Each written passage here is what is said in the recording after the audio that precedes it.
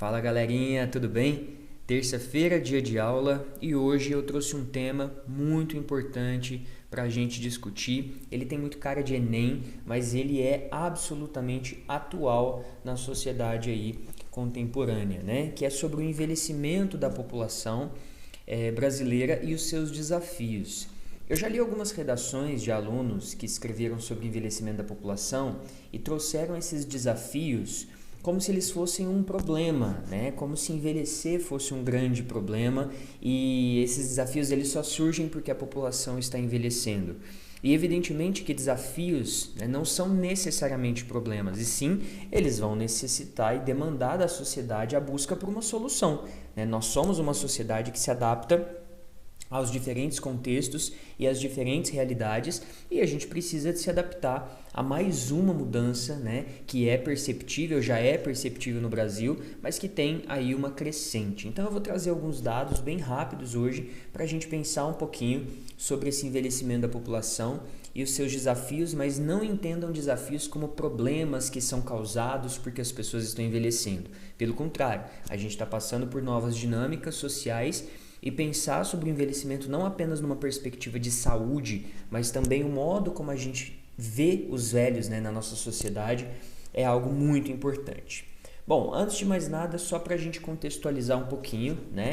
1 em cada 4 brasileiros terá mais de 65 anos em 2060, isso é dados aí do IBGE, né? Então, só para vocês terem uma ideia, o percentual de pessoas com mais de 65 anos ele vai passar dos atuais 9,2% para 25,5%.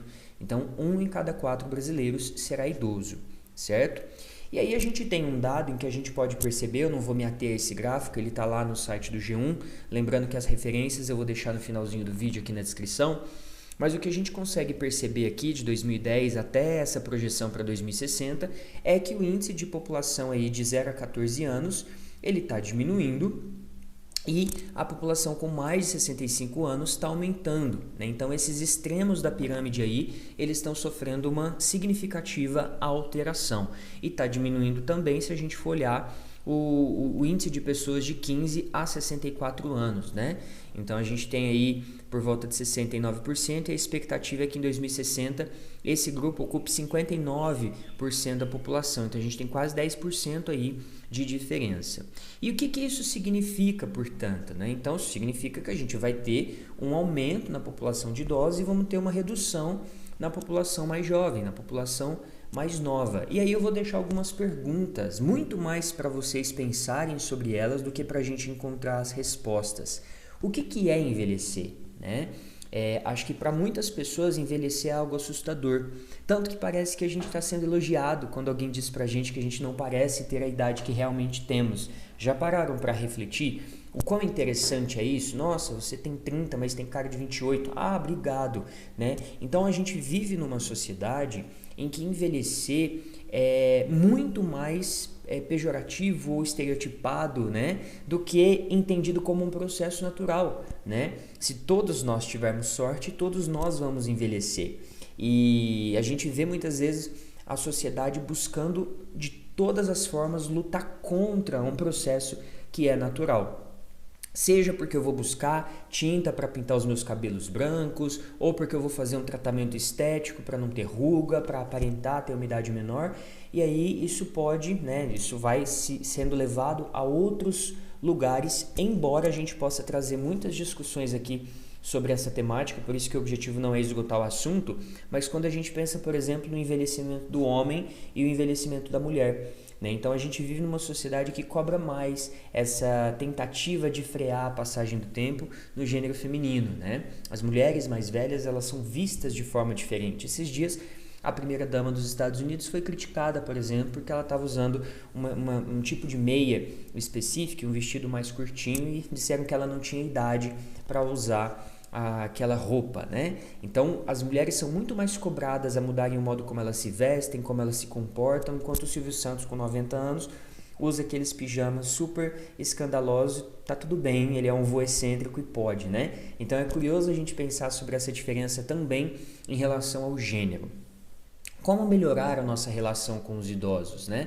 Então, a gente sabe que muitas vezes, quanto mais jovens, menos contato em geral se tem com os mais velhos, né? Especialmente porque a gente tem um aparelhinho aqui telefônico que nos prende, né, aos youtubers, aos influenciadores, aos produtores de conteúdo virtuais. E aí, como é que fica a nossa relação com os idosos nesse contexto de superprodutividade, de velocidade, aceleração, né? E pensar sobre essa relação com os idosos também é muito importante. Quais os desafios para um envelhecimento digno?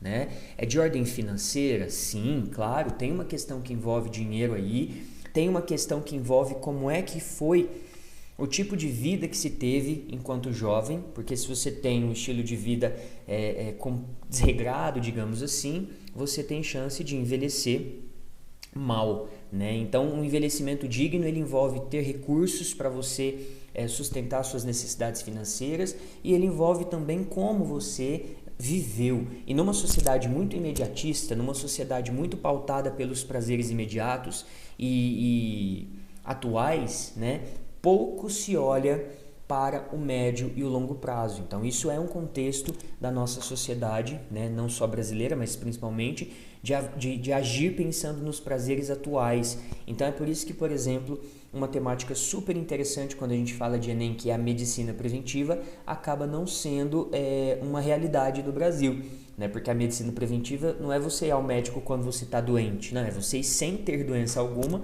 para se prevenir de doenças e ter um acompanhamento médico aí mais adequado. E como lidar com o fim da vida, né? Eu diria também que nós vivemos numa sociedade que tem muito medo de falar sobre o morrer, né? Sobre o não estar mais vivo, né? Tanto é que a gente, em geral, se afastou dessa relação com o paciente, com o indivíduo, quando ele está doente, quando ele está prestes a morrer, né? E se a gente não fala sobre morte, se a gente não fala sobre a morte como um dos momentos da existência, né? Envelhecer e não existir, não estar mais aqui, se torna um tabu, sobre o qual pouco se fala, né? Tanto é que muitas vezes você já não vê mais crianças em velórios, por exemplo, porque precisa-se de blindar a criança de lidar com um momento doloroso como esse, e aí vem aquela informação de que aquela pessoa virou uma estrelinha.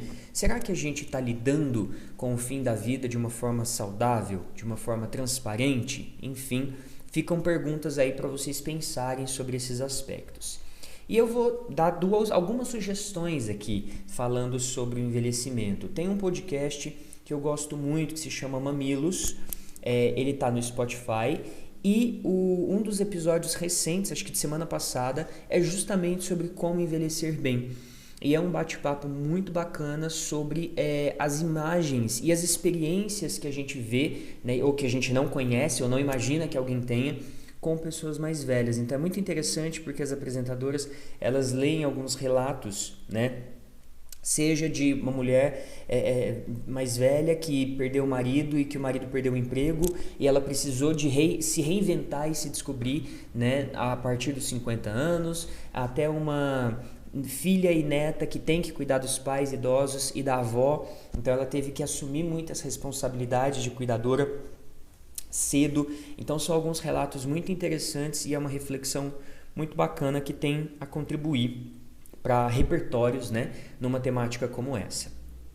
Vou deixar aqui também como sugestão alguns poemas que falam sobre o envelhecer. Aqui daqui a pouco eu falo do Velho Mar.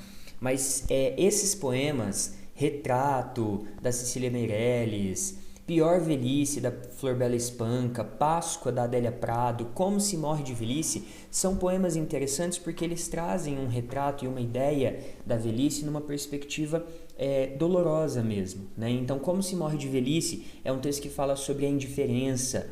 Retrato, da Cecília Meirelles, fala de alguém que está se vendo envelhecer e que não tem mais a mesma força, o mesmo vigor, né?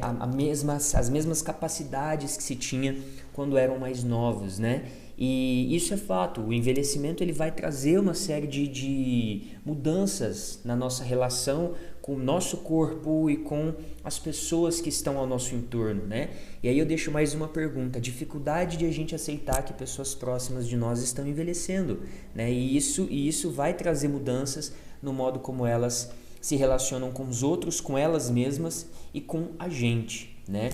O Velho e o Mar é um livro muito interessante do Ernest Hemingway, que conta a história de um homem pescador velho que já se sentia, né, sem utilidade quando ele resolve sozinho pegar o barquinho dele e ir para o meio do mar para pescar um peixe. Ele decide que ele só vai voltar para a terra quando ele conseguir pescar um peixe. E aí ele consegue fisgar um peixe muito, muito grande, e o livro conta essa batalha que dura dias do velho com o mar, né? Então é um livro que traz muito essa perspectiva da necessidade, né, de sentir-se útil em determinado contexto. Olha, eu ainda posso fazer isso, eu ainda sou capaz. E é um livro muito forte, muito bonito. E deixo aqui também só como sugestão o filme O Curioso Caso de Benjamin Button, porque ele é um filme que conta a história de um indivíduo que nasceu velho e foi rejuvenescendo, né? E eu não vou aqui contar a história inteira, nem é meu objetivo dar nenhum spoiler, mas acho muito interessante o fato de que no filme pensa-se, poxa, então se ele nasceu velho e ele vai rejuvenescer, então ele vai passar por essa fase mais complicada, ou talvez específica da vida, que é o envelhecimento, e depois ele vai só aproveitar, mas não é verdade, porque ele vai rejuvenescendo até ele se tornar um espermatozoide, ele vai desaparecer também.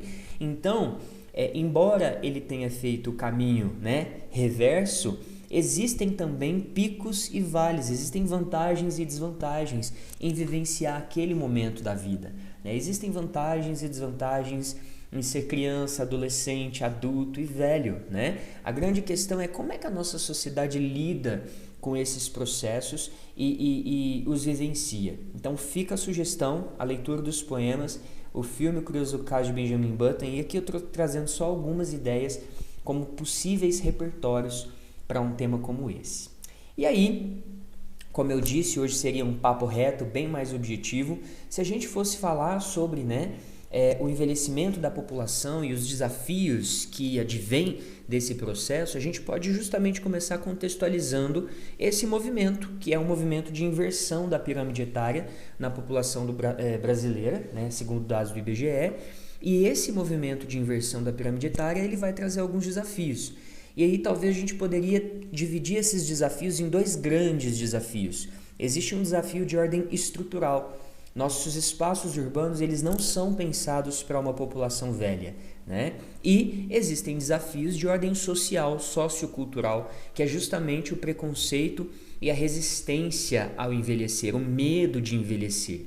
E pensando nesses dois desafios, um mais objetivo e um mais subjetivo, nós poderíamos tratar de cada um deles em um parágrafo de argumentação. Ou seja, nós podemos, num primeiro parágrafo, citar que esse contexto de envelhecimento ele evidencia o desafio de espaços urbanos que são pouco pensados para esse grupo. E claro que isso pode ter prejuízos à mobilidade, por exemplo. Se você tem calçadas irregulares, se você não tem uma estrutura física que existe para que o idoso consiga se locomover com segurança nesses espaços, a tendência, portanto, é que esses indivíduos fiquem cada vez mais em casa. E se eles ficam mais em casa, num cenário em que a gente está invertendo a pirâmide etária, em algum momento isso vai ser um problema, porque a gente vai ter que repensar as relações de trabalho, os tipos de trabalho, cargas horárias, né, de serviços apresentados, justamente porque a gente vai ter mais pessoas mais velhas. E além de ser uma questão de infraestrutura, existe também uma questão de atendimento médico, né? Os hospitais, os atendimentos, eles também vão ter que ser pensados considerando os idosos, e isso não é ainda uma realidade no Brasil. Inclusive, o Brasil não é um país, por exemplo, como eu disse agora há pouco, que investe em medicina preventiva. E se a gente quer uma sociedade que envelheça bem e uma sociedade que consiga viver mais e melhor, porque viver mais e tá com muitas doenças, evidentemente vai ser muito ruim para esse indivíduo e para o próprio corpo social como um todo. Então, pensar-se aí em atendimentos médicos considerando essa população mais velha.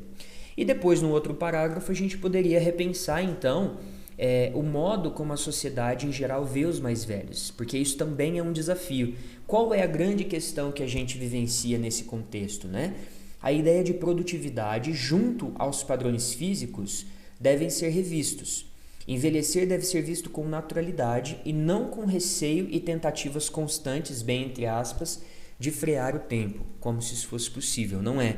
Então, existe um desafio aí de uma sociedade com uma lógica muito produtivista, né, que vê o velho em geral como alguém que não vai conseguir suprir essas expectativas. E claro que isso é um grande desafio, já que a gente vai ter um quarto da população brasileira acima dos 65 anos em 2060. E aí, a partir disso, a gente, portanto, pensando numa redação modelo Enem, a gente vai retomar, portanto, esses desafios, né? Então, os desafios advindos aí desse contexto de mudança na pirâmide etária do Brasil. Então, a gente tem que pensar numa proposta que, para mim, venha algum agente que envolva um órgão público, seja o governo federal em parceria com o estado e município, seja o Ministério da Saúde junto com o Ministério do Planejamento. Então, pensar em algum órgão público que possa, né, tomar ações de planejamento urbano de médio e longo prazo, ou seja, pensar nessa realidade de 2060 agora, em 2020, 2021, porque a gente vai ter aí alguns bons anos para preparar o espaço urbano e não só uma questão física, mas também de preparar a sociedade para entender esse processo natural de envelhecimento. Então a gente pode ter algumas propostas mais objetivas aí, eu coloquei as mais objetivas primeiro, né?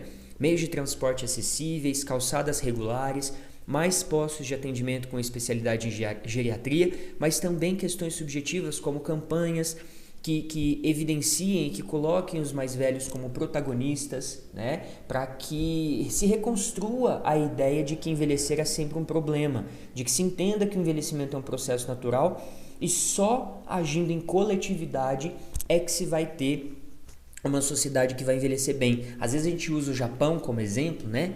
O Japão, as pessoas vivem muito, mas as pessoas vivem muito mal psicologicamente falando, porque vivem muito sozinhos. Então, olha o surreal, né, disso. Aumentou o índice de furtos praticados por mulheres mais velhas, para que, ao serem detidas e presas, essas mulheres possam ter outras pessoas com quem conviver. Então veja que o envelhecimento em si, e você ter saúde ou envelhecer com saúde física, não significa necessariamente que você vai ter saúde emocional, né? Num dos relatos do episódio do podcast que eu indiquei, tem uma senhora, um relato de uma fisioterapeuta que fala que quando essa senhora chegou a cair e teve que ser internada no hospital, que ela queria não ir embora, ela queria ficar no hospital para sempre, porque lá no hospital ela se sentia cuidada, ela tinha atenção, né? Então não é só uma questão física, é uma questão psicológica, de ter com quem conversar, de ter acolhimento.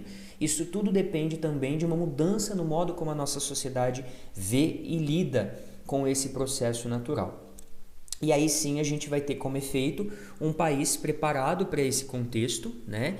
E que vai possibilitar aos mais velhos a infraestrutura, não só física, como social necessária para passar por essa fase. Então é um tema que tem muita coisa para falar, mas sugiro que vocês olhem com atenção, porque é uma temática muito possível e mesmo que ela não caia como propósito de redação, é algo que a gente tem cada vez mais que discutir. Fechou? Se tiver alguma redação, quiser mandar lá na plataforma Pontue pra gente. A gente tem temas falando sobre as pessoas mais velhas, o envelhecimento da população. Se quiser comentar aqui embaixo também, se já escreveu alguma redação sobre esse tema, coloque aqui pra gente, compartilhe esse conteúdo e lembra que toda terça-feira tem aula nova com sugestão de tema. Um beijo, até semana que vem, tchau, tchau!